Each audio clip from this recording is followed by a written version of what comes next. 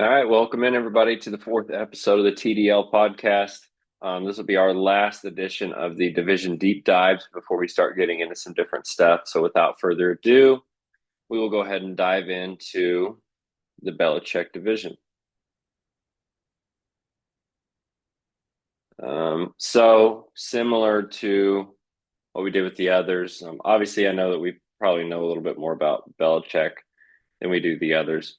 Also, if you hear any background noise, I don't know if it'll come through with these, but I'm running the dishwasher, so I hope that's not super loud and annoying. But if it is, I apologize.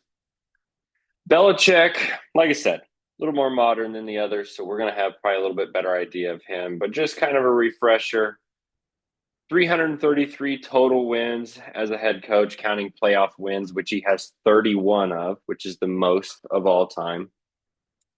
Six-time Super Bowl champion as a head coach in 9 appearances. Also, two-time Super Bowl champion as a defensive coordinator, both with the New York Giants, and he had an additional appearance as well. So, technically, 8 Super Bowl championships as a coach in 12 appearances.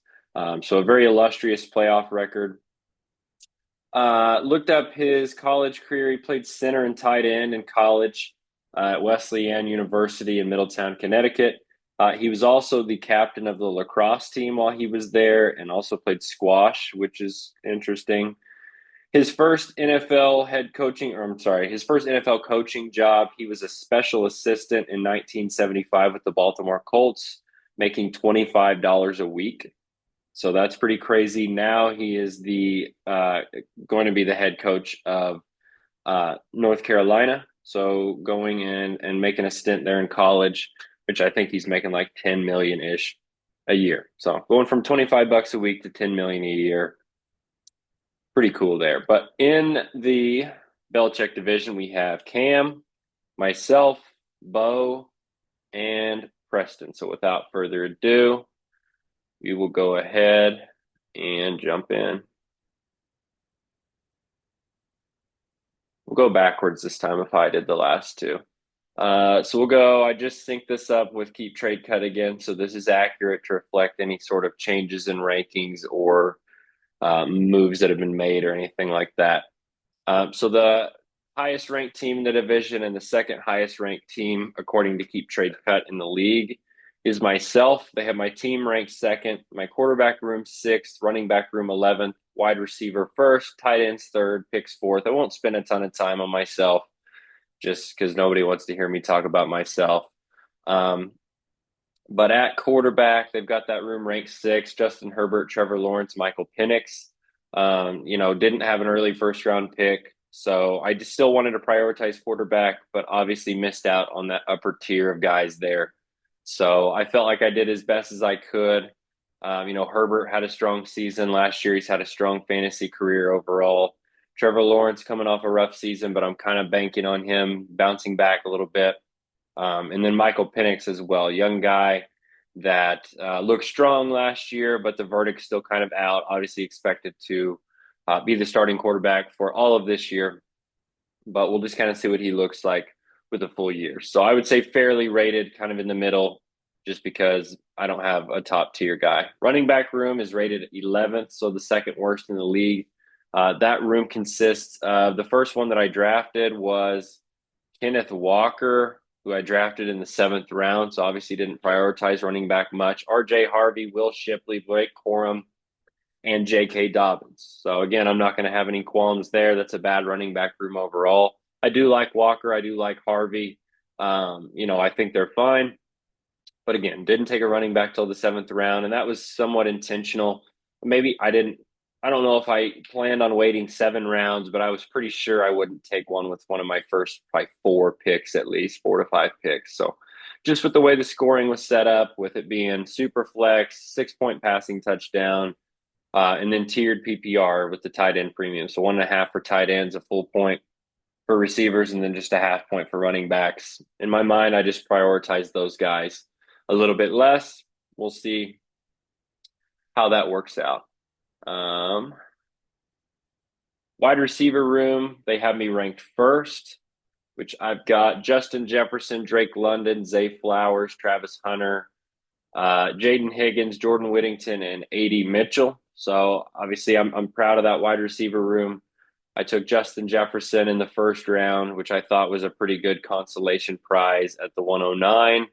I took Drake London in the third round. And then, Travis Hunter, there's a lot of differing opinions on him, but that's somebody that I think extremely high of being the second overall pick in the draft. So I like my wide receiver room. We'll get into. I think there's at least one other wide receiver room in this division that I think is very strong and potentially rivals mine. But we'll wait and get into those in a little bit. They actually have my tight end room ranked much better than I thought. They have me as the third best tight end room, which the first tight end that I drafted was David Njoku, who I took in the 10th round. So I've got Njoku, Isaiah Likely, Pat Fryermuth. Did I take Fryermuth before? I didn't. Fryermuth, Juwan Johnson, and Elijah Arroyo. So I kind of thought that I had a little bit of a sleeper tight end room. I figured it would be rated probably in the middle at best. I was thinking probably 6 to 8 range. Um, I don't have a clear stud there. Njoku's the biggest name. I think he was like tight end 11 last year, but he only played in 11 games. We've seen him have like a tight end 5 or 6 finish earlier in his career. So that's kind of the biggest name there. Pat Fryermuth is talented, has looked solid, but has just struggled with their offense being so bad. Isaiah Likely had some flashes last year, but Andrews is still there. And they run the ball quite a bit and they throw it to Flowers a lot too. They spread it around pretty well. Juwan Johnson just signed an extension, but he's not like a huge name guy. I was excited to get him in the 21st round. He just signed a 3-year, $30 million deal, coming off career highs in catches with 50, yards with 548, only 3 touchdowns. Taysom Hill suffering the injury. Maybe he gets a little bit more run, but he's still just a decent tight end on what probably is going to be a pretty bad offense. Arroyo, I'm excited about, a rookie. And then I think that's everybody that I've talked about there. So, I like my tight end room. I'm surprised that it's ranked as high as it is. I don't know if it's just because I have 5 and they're all relatively solid options that I could play. Besides maybe Arroyo, we'll see. I'm guessing that's why. It's more of just a volume thing, having a lot of options, but not sure. And then my draft picks, they have ranked 4th. So 26, I've got a 1, 3 twos, and no third. 27, a 1, 2, and 3. 28, a 1, 2, and 3. So I haven't really lost anything besides a third. I picked up some extra seconds, so that's probably fairly rated there. Moving along, the next highest rated team in the division is Cam. Again, I'm not gonna read that name there. Yeah, it is Cam, right? Let's see. So they've got him. Where's he at on here? Dow count. That always throws me off that the names are different on this page than they are in the other. They have him as the third highest rated team with the 7th best quarterback room, 4th best running back room, 2nd receiver, 7th tight ends, and 6th in draft picks. So we'll kind of take a look here. So his 7th overall rated quarterback room consists of Bryce Young, Cam Ward, Jackson Dart, and Jalen Milroe. Off the top of my head, I'm surprised that that's not rated a little bit lower. I think opinions are pretty high on Cam Ward. Obviously, he's the number 1 overall pick. As far as I can tell, he looks solid. I think he's going to be a good player. I think they'll quietly be a better offense than most people think. Bryce Young, we kind of know the situation on him. He has struggled throughout his career, struggled pretty heavily as a rookie in the games, that he appeared in. And then last year, he was benched in the middle of the season for a little while. He looked really bad at the start of the year. Hadn't even thrown a touchdown yet. He had 3 interceptions and no touchdowns in the first 2 weeks and didn't throw his first touchdown until he came back in week 8. But then he looked really, really solid overall the rest of the year. They draft Ted McMillan in the first round. They extend Chuba Hubbard. So, I kind of liked his quarterback room, similar to what I was saying with my tight end room. I liked it more than I figured it would be rated. But not bad overall. And then Jackson Dart, a guy that was taken, what was he, a second round pick with the Giants? No, he was late first round. That's right, 25th overall. Um, Figures to probably have a chance to play maybe some point late this year, but most likely next year. And then Milroe in Seattle. I'm not sure how much he's going to get to play, but he's an exciting player. So Cam should be set up okay for the future. Running back room is top four. They've got him fourth.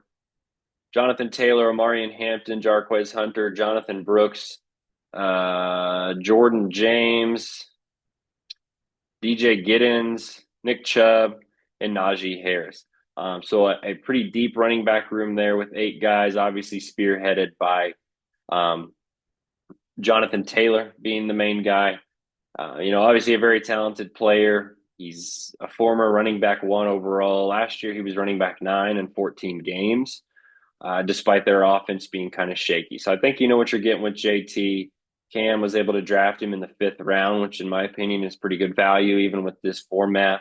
And I think that's a really good pick. Somebody that I know Cam is excited about is actually the first running back he drafted with the first pick of the 3rd round, and that is the rookie Omarion Hampton out of North Carolina, who they just drafted in the 1st round this past year. And then, obviously they got rid of J.K. Dobbins. They did bring in Najee Harris somewhat recently. He figures to be somebody that I don't think is just going to go away. I think he's going to handle a lot of the work. It may be a situation where it's a bit more of a split early on, and then if Hampton is as advertised, he kind of takes on more throughout the year. So it'll be interesting with Najee and Hampton both being guys that you would probably figure will play in the early downs. But I know Najee has caught a lot of passes in his career. Cameron also has Najee Harris. So if one were to go down, he's obviously got the market cornered there. So I think he's in a good situation there. And then some other names to kind of toss in as well. I'm not sure how much some of these other guys would factor in. But we'll see. Wide receiver room, they have 2nd overall. Obviously spearheaded by his first 2 picks. He took Malik Nabers and CeeDee Lamb at the 1-2 turn.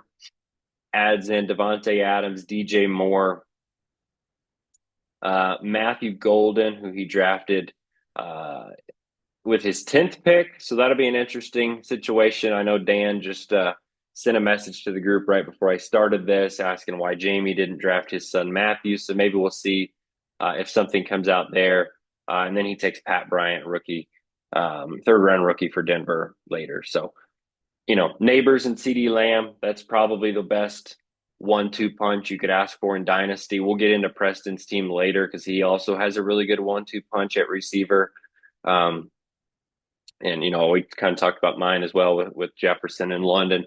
But I think you can make a really strong argument that you couldn't start with 2 better receivers for now and for the future than Neighbors and CeeDee Lamb. Obviously, Neighbors, unbelievable rookie season, catches 109 passes for 1,200 yards and 7 touchdowns, missed a couple games with concussion as well. And that's with really, really poor quarterback play. Russell Wilson should stabilize the room. If Jackson Dart is anything solid, then that's just going to be a bonus. But whenever he gets a quarterback, a legit one, he's going to the moon. CeeDee Lamb, we know about him. Obviously a really good player. Coming off, he's really had solid years every year in the league, but it seems like he's just continued to get better.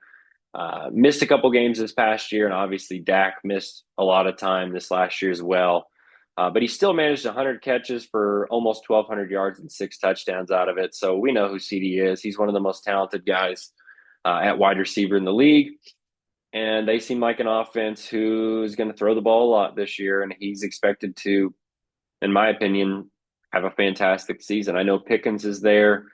Maybe CD sees slightly less volume, but I think Pickens being there, as long as Dak is healthy and playing well and the line holds up, I think they're just going to help each other efficiency wise and have more opportunities to score touchdowns. So a fantastic 1-2 punch. DJ Moore's an interesting one. He's taken in the seventh round, a guy who's had a really strong career. Um, from 2019 with Carolina all the way through his first season in Chicago, he finished anywhere from running back 18, or I guess anywhere from running back 22 all the way to running back. I'm saying running back, wide receiver 22 all the way to wide receiver 6.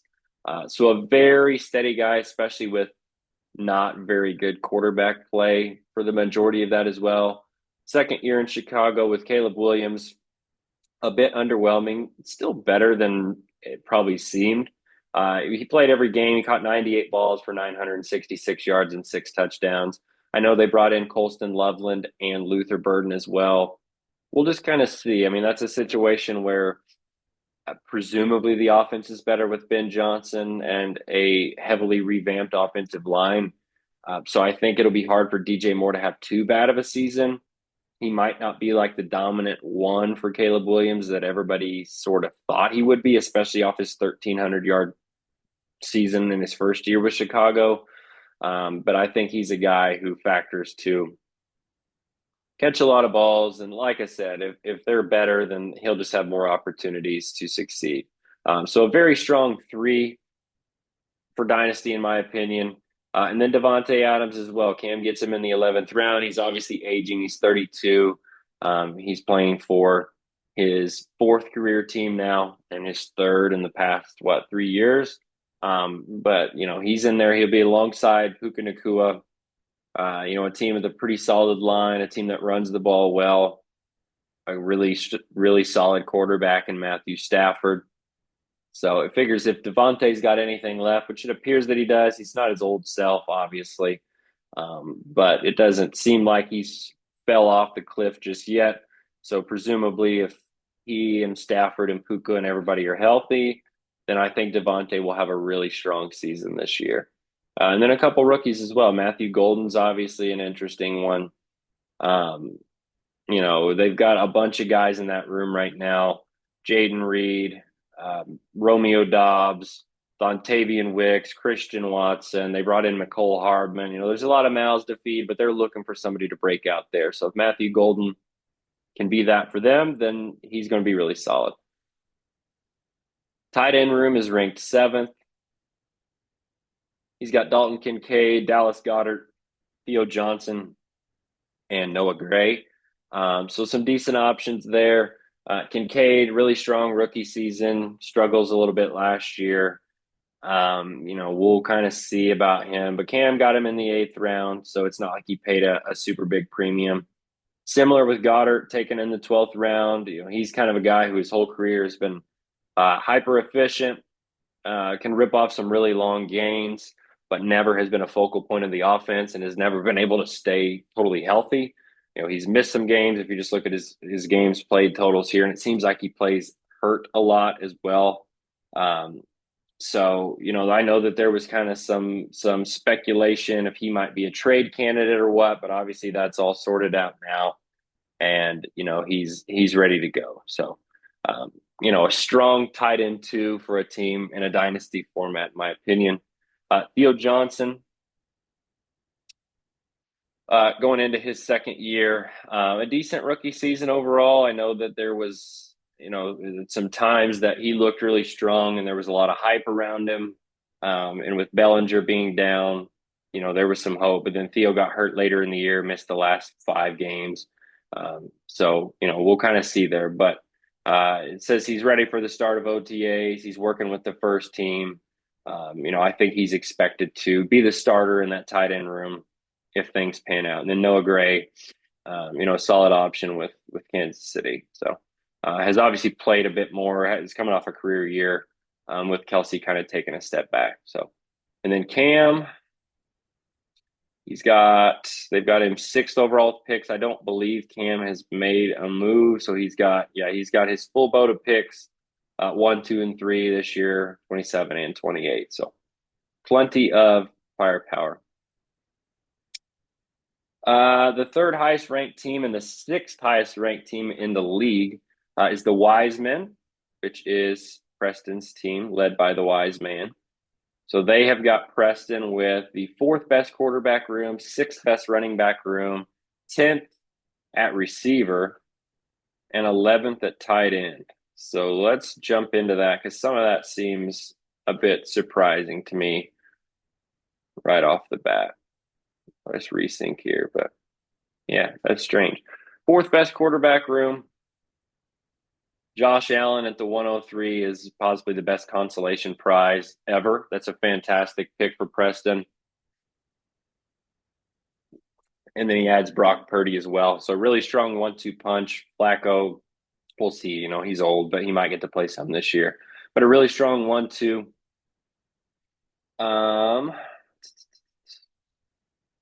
Running back room is rated sixth. Christian McCaffrey, DeAndre Swift, Roschon Johnson, Braylon Allen, Caleb Johnson, Damian Pierce, Tyler Algier, and Tank Bigsby. So a pretty solid running back room overall. I think McCaffrey was the first one that he picked, took him in the fourth round. That's an interesting pick for Dynasty, and McCaffrey's going to be a polarizing pick for all formats just because the situation with him is kind of back to the way that the talks about him used to be, where it's like he either gets hurt and he burns you or he stays healthy and he's the best running back in fantasy football. That seems to be the case again this year. Obviously coming off a situation with calf strain and the Achilles situation, and then hurts the knee when he comes back. A super unfortunate year, only appeared in 4 games. But man, I mean, he has 2 running back 1 finishes. He has a running back 2 and a running back 3 finish as well. It was just the running back 2 and the running back 1 the 2 years before this past season, which was unfortunate. So he's 29, which is a little older for running backs, but it's not ancient. He's a guy who figures to be super involved, especially because they've lost Debo. Ayuk is coming back from injury. And then, pretty much all they've got outside of Kittle, who Preston also has, is Juwan Jennings and Ricky Pearsall, who's already hurt. So we know the situation with McCaffrey. I don't have to talk too much about that. DeAndre Swift and Roschon Johnson. So he's got the Chicago backfield on lock. Talked a few times. I've already talked once in this episode about Ben Johnson and the revamped O-line there. So DeAndre Swift, as you can see, his half PPR finishes 18, 19, 22, 23, and 19. So you kind of know what range he's going to give you. He's a guy that's going to catch some passes. He'll break away some long runs, struggles with efficiency a little bit. But it's probably his best chance to have a breakout season if he's ever going to have one. So a strong pick there. And then Roschon Johnson, who a lot of people think is maybe going to be the goal line back there. Caleb Johnson is obviously a very polarizing, figure here. Preston got him in the 7th round. He was a 3rd round pick for the Steelers, and then they parted with Najee Harris. So he's kind of right in there with Jaylen Warren. There's a lot of people who are confident Caleb Johnson's going to run away with the job. There's a lot of people that think Jaylen Warren is going to be the guy to own this year.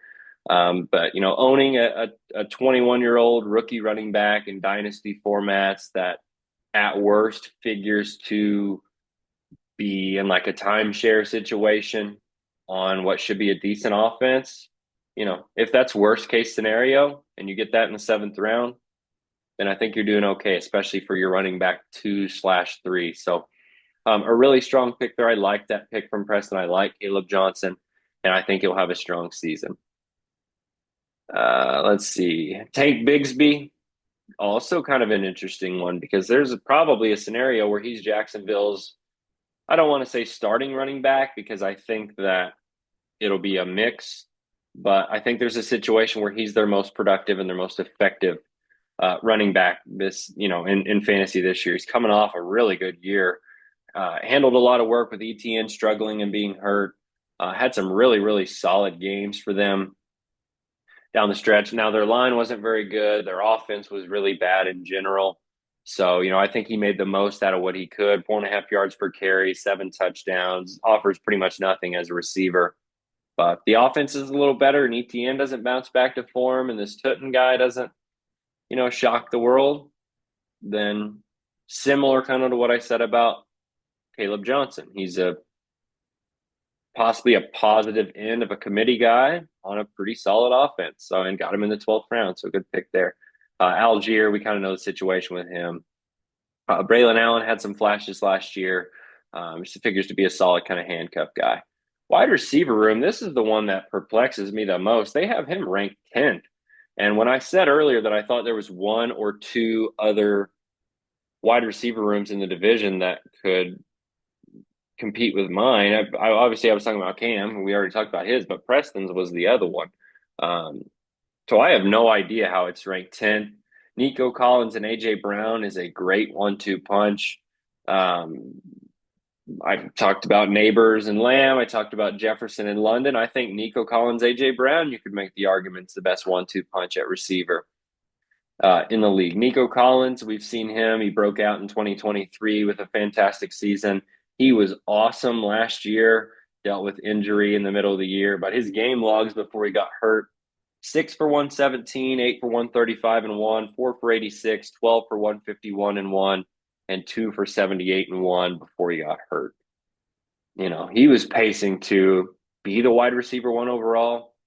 And when he came back, he was solid as well. I know they weren't performing well by this point, especially with all the other injuries that had happened. But he still looks solid. He's 26 years old. He's big. He's physical. He's a favorite target of CJ Stroud.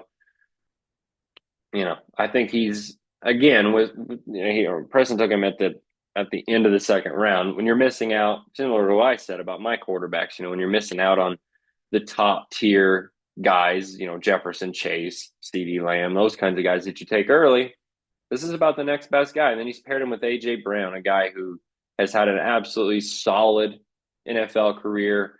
He was strong in Tennessee. Then he comes to Philly, and he's pretty much been a beast in Philly. Missed some games last year. He only played 13 games, still had 1,000 yards and 7 touchdowns. So, he may be the one on Preston's team legitimately. I mean, I think he's got two ones, in my opinion, that he took in the second and the third round. And then alongside that, I'm still just trying to think why they have it ranked 10th. I was like, well, maybe his guys outside of that are bums.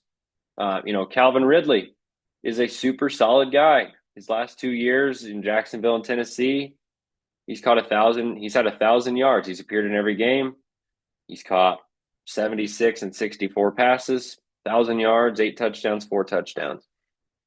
He's 30, but he had pretty much 2 years of his career kind of in the middle that he lost.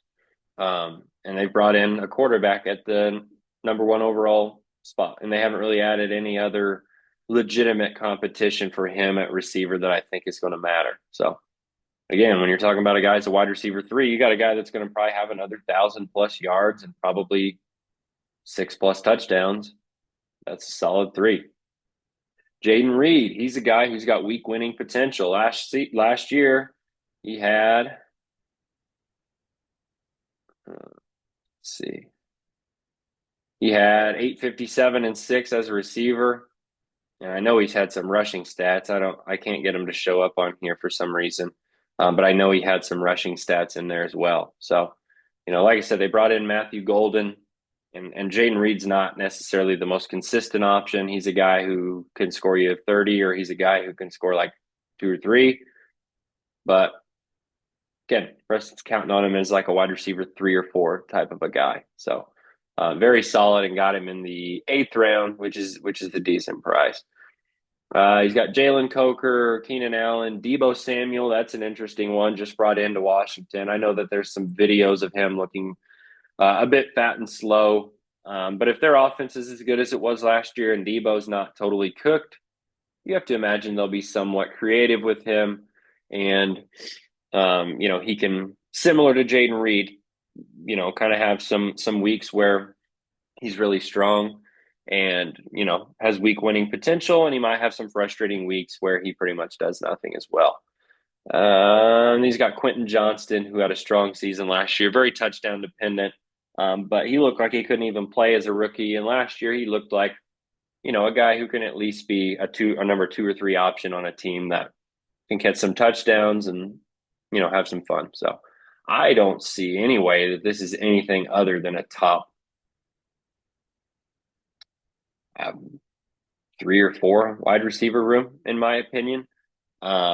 I don't know. I think that's crazy. I'm wondering what's going into that process because that's wild to me.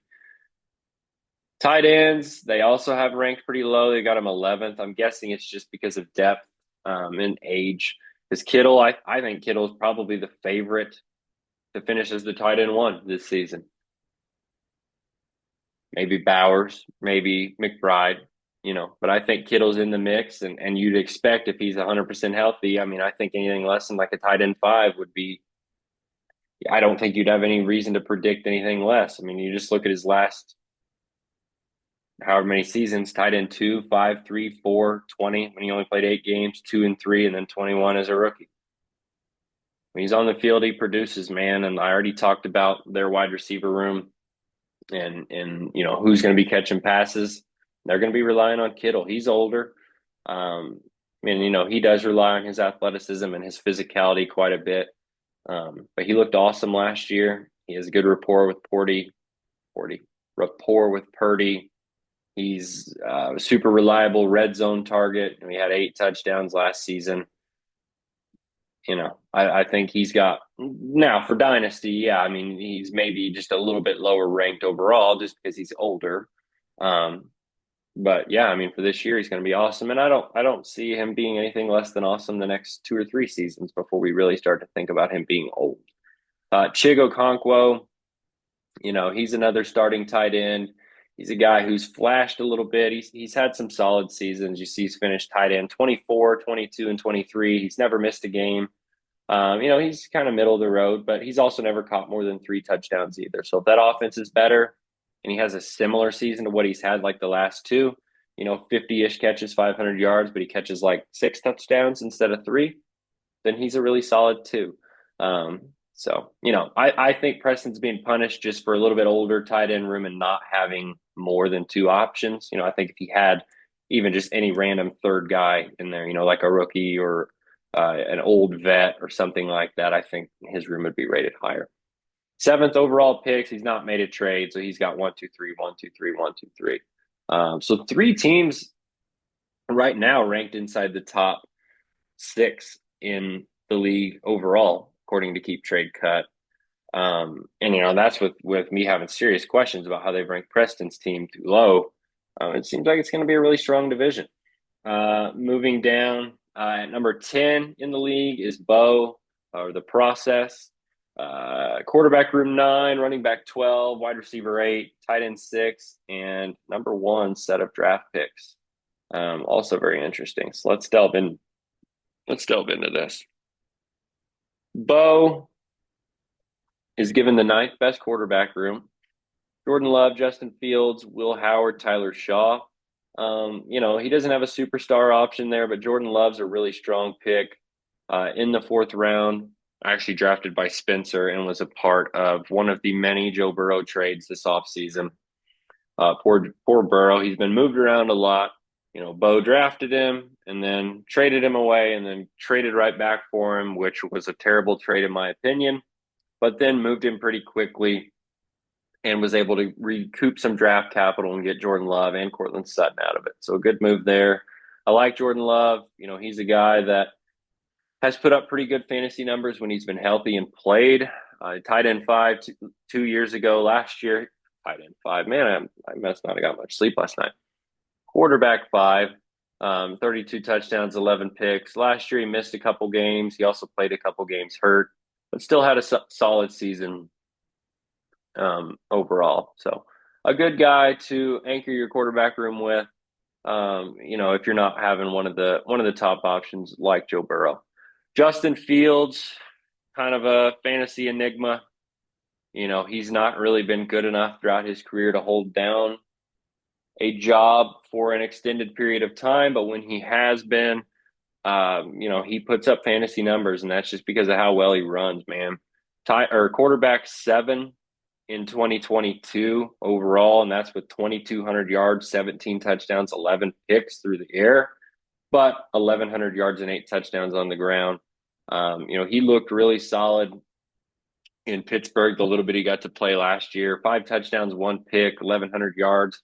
The offense was stale though, kind of stagnant. They didn't really move the ball much. It seemed like, they were coaching him up to try to be as safe as possible. But ran well, got in the end zone 5 times as well. Kind of a fumbler, obviously, but when you're going to run as much as he does and take on as much contact as he does, you're just going to have that kind of stuff a little bit more. So we'll see. He's in New York with the Jets. He's got a brand new home and some new faces to work with, reunited with Garrett Wilson. So we'll see, man. I mean, he could be a really, really solid quarterback too in this league if he can just stay healthy and hang on to that job.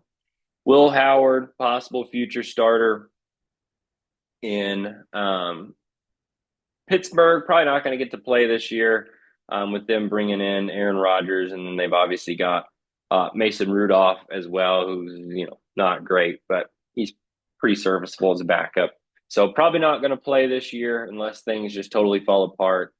But possible 2026 starter for them. So I know he was only, what does it say here?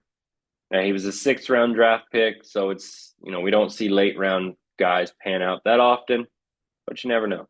And then similar with Tyler Shaw. So a kind of a weird quarterback room there in New Orleans with the Derek Carr stuff happening. They've got him listed as the QB1 on the depth chart right now. We'll see. It figures to probably be some combination of him and Rattler and maybe even Jake Hayner throughout the year. I don't think one guy's going to hold it down all year long. So he could potentially play. He could potentially be a future option. Running back room, they've got him 12th. They have him with the worst running back room, led by Chuba Hubbard and Joe Mixon, also Cam Scatterbo and Justice Hill. Probably rated lower just because he's only got 4 guys. But his 1 and 2 are really strong. Chuba coming off a strong season. Relatively young still, just got an extension, had a fantastic year. Figures to have another good year as well. I know they brought in Rico Dowdle. Dowdle's solid. I think he'll cut into the work a little bit, but the one that'll be fantasy relevant and be trusted with all the high leverage situations will be Chuba. And again, I've said this a lot, but the offense is better. That just benefits Chuba. Also has Joe Mixon, who's had a great career, is coming off a strong season. Obviously the only knock on him would be that he's getting up there in age. He's 28. He's had a lot of carries, a lot of touches in general in his career. And he's dealing with a little bit of a foot injury as well. But as of 5 days ago, it shows on here, there's hope that he can be ready on day 1 of training camp, but he should be ready at some point. So it's always kind of scary a little bit. They just brought in Chubb. They got Dameon Pierce, but in my opinion, nobody that's going to cut into his work unless he's not healthy. So he figures to have a really strong season. Cam Scatterbo, kind of a polarizing guy there, 4th-round pick, slots in behind Tyrone Tracy, figures to compete with Devin Singletary as well. So we'll kind of see what he pans out as. And then Justice Hill, I'm just looking at the numbers. I think he probably had his best season overall last year. Yeah, 228 and 1 on the ground, which is about what he's done every year. But as a receiver, career high 51 targets, career high 42 catches, career high 383 yards. Yards per target was a career high, yards per catch was a career high, and touchdowns was a career high. So he was a really solid option behind Derrick Henry in that backfield. He looked pretty electric. I don't know if Keaton Mitchell factors in anymore now that he's another year removed from the gruesome knee injury. But Justice Hill figures to be probably about like he was last year. So, again, probably being punished for Mixon being a little older and not having, a running back 5 or 6 option, but it's a decent room. Wide receiver room, they've got 8. It's pretty young. Tet McMillan, Cortland Sutton, Ricky Pearsall, Jerry Jeudy, Jack Beck, Jalen Royals, Kyle Williams, Calvin Austin, Wandale Robinson, Rashid Shaheed, and Marvin Mims. So a very deep room. Like I said, very young. Tet McMillan was Bo's second round pick. A first round pick in the NFL draft. We'll see. I think he factors or figures to have a really strong rookie season.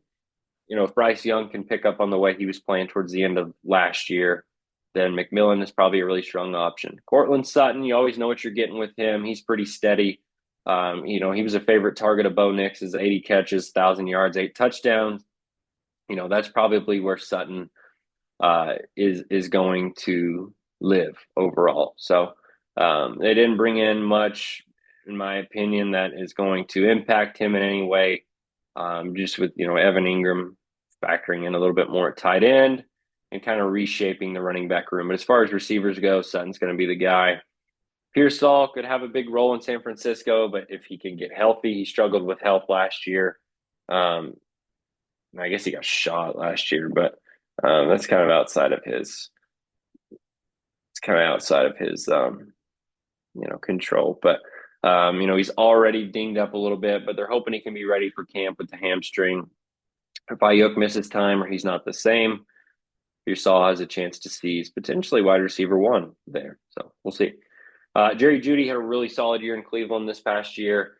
He figures to probably be about the same this year. Jack Beck, there's a lot of talk about him. They say he's a strong candidate to be an immediate starter alongside Jacoby Myers, and there's a lot of targets to go around there. They're going to be probably trailing in a lot of games, and I know their offense is going to run through Genty and Bowers, and Jacoby Myers commands a lot of targets as well. But another guy that could step up can help that team out a lot. So Wan'Dale Robinson, he's probably going to see a ton of targets again this year. He had 140 targets last year. Probably going to see quite a few again this year alongside Malik Neighbors with a little bit better quarterback play. So he's going to be solid for PPR formats. Shaheed coming back off knee injury, but looked really, really good last year. Looked like he was maybe going to break out just in 6 games, one of which he got hurt in. He already had 349 and 3, through the air. So, we'll see. Probably not going to blossom into anything crazy, especially with how bad their quarterback room is right now and just their offense in general. But if he can stay healthy and looks like the big play threat that he was last year and a little bit more reliable to see more targets, because he's always been kind of a deep ball guy, but he had a stretch right before he got hurt, 11 targets, 9 targets, 7 targets.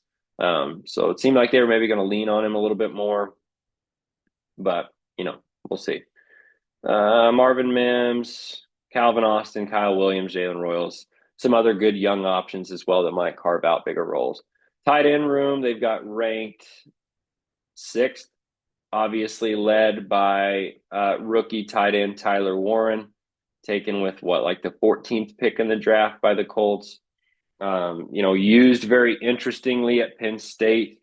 He was used they direct snapped it to him some last year. He's kind of a late breakout kind of a guy. Really didn't have a great season until his senior year. He was a little more effective as a junior. Didn't really factor in much as a younger guy, but had a really, really good year. And if they can just get a quarterback situation figured out, again, that's a place where they're in need of a playmaker, pass catcher. So he could be awesome. Another rookie, Mason Taylor, with the Jets. They're in kind of a similar situation where, they're kind of looking for somebody to step up in that tight end room and be a solid, probably pass catcher 2 alongside Garrett Wilson, because they don't really have anybody else that's going to factor in a ton. So another strong rookie pick there. And we'll kind of see. And then he's got Taysom Hill, who I already talked about as well. His draft picks, they have first, which is interesting to me because he does not have a first rounder this year, but he has 2 2s and what has he got? 3 3s. 27, he's got 2 1s, 2 2s, and 2 3s. And then 28, he has a 2 and a 3. So I would disagree that it's a number 1 room just because he doesn't have a 1 in 26 or 28.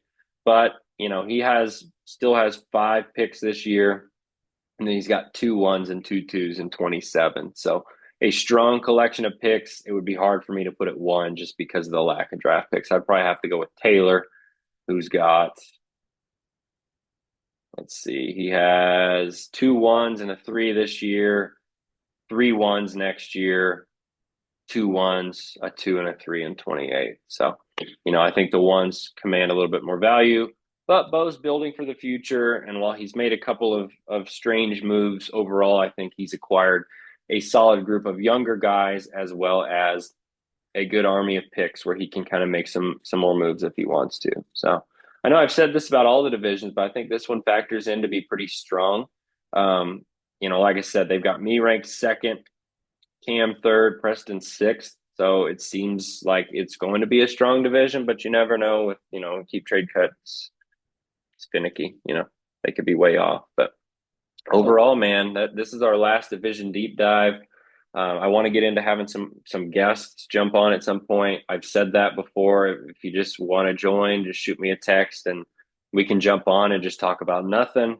I did send out a message to the group the other day. I think it was yesterday, saying that I thought it would be cool if we brought every division on separately. So like go back through and bring in the Shula division, everybody if we can, or a couple guys, and just kind of go over, their thoughts on the deep dive and their thoughts on how the division shakes out. And again, just talk about kind of random stuff in there as well.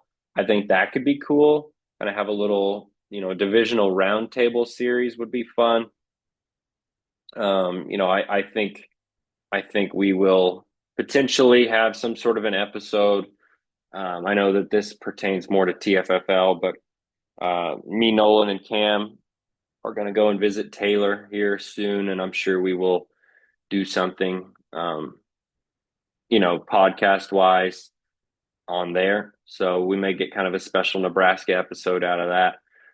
But yeah, like I said, I want to have some guys on just to talk Dynasty, especially as we get closer to the season. It's really right around the corner, before we start having training camp and preseason and all that good stuff. So it's almost here. I love how active the league has been so far.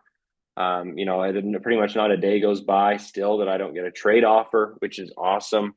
The off season's always pretty fun in a dynasty league, especially early in the leagues, or just a few months from the league's inception. But I've already went over some of the things that are in place in season to try to keep things fun and competitive and keep everybody engaged. So, man, I think we're in a really good place. I'm really excited about this league. I appreciate you guys, putting in all the effort that you do so far and trying to stay engaged and do fun stuff. So, as always, I've put a poll in the league chat about who you think is going to win the division, kind of based off what you already thought, maybe based off anything you learned from this episode. So, go in and vote. Whoops. Yeah. So this concludes our divisional deep dive series. So I'll see you guys next time, hopefully with a guest. Thank you for listening.